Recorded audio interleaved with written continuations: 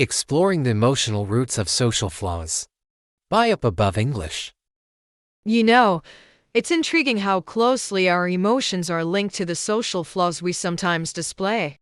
I know, right? Emotions indeed have a strong influence on our behaviors in social situations. Yeah, like my friend Emily, she has always been a warm and caring person. Lately, though, I noticed she's been oversharing a lot. Emily recently went through a tough breakup, and I think that loneliness and a desire for connection pushed her to share more than usual. Yeah, that makes sense. Oversharing often starts from a desire for connection or validation, driven by emotions like loneliness or a need for approval. And speaking of the need for approval, I had a coworker who always had difficulty saying no. His name is Mike, and he's a genuinely kind and caring person, so people tend to come to him for help. Despite how busy he is, he always struggles to say no. Being a people pleaser must be exhausting. I could totally get that. It sounds like guilt and anxiety might be driving his difficulty in saying no. Absolutely. He fears letting others down, and this fear has led him to overcommitting. You know, overcommitting when it's not in your own will would lead to passive aggressiveness. Like the story of my neighbor John. He's usually a laid-back guy, but lately he had an argument with another neighbor about where their properties end, and instead of talking to them directly about it, he's been leaving mean comments and notes that indirectly show his annoyance. That's unfortunate. It sounds like he's avoiding a direct conversation to address the problem, and his passive-aggressive actions might only escalate the situation further. Communication is key in resolving such issues.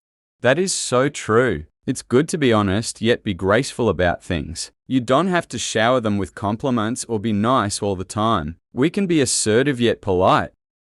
I'm with you on this. I don't like people who give me excessive flattery. They don't seem to be that trustworthy. It sends me more of an insecurity and the need for validation vibe. I understand how you feel, but I think everyone is fighting their own battles. I don't think they like that about themselves either. So we should be more compassionate towards others because we don't know what they're going through. I understand that, but because of their insecurities, it could lead to many problems. For example, being insecure could lead you to comparing yourself to others. Constantly measuring your worth to others would definitely create jealousy and resentment, and that could lead to gossiping as well. You're spot on. Gossiping can create toxic environments and damage relationships. People will start holding grudges, keeping their anger and resentment in for a long time. These unresolved emotions can poison relationships over time.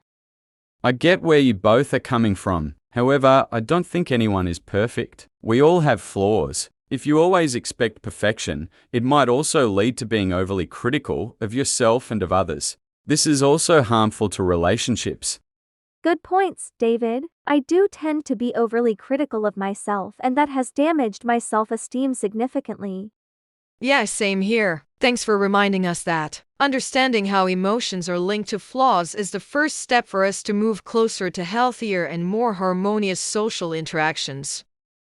Don't mention it, guys. I've been in your shoes once, but someone reminded me emotions are the internal factors of our social behaviors, yet many people still couldn't get in touch with their emotions. Therefore, we shouldn't judge them and try to sympathize with them instead. This audio and clip are made by Up Above English. Please respect our work by crediting us. Thank you.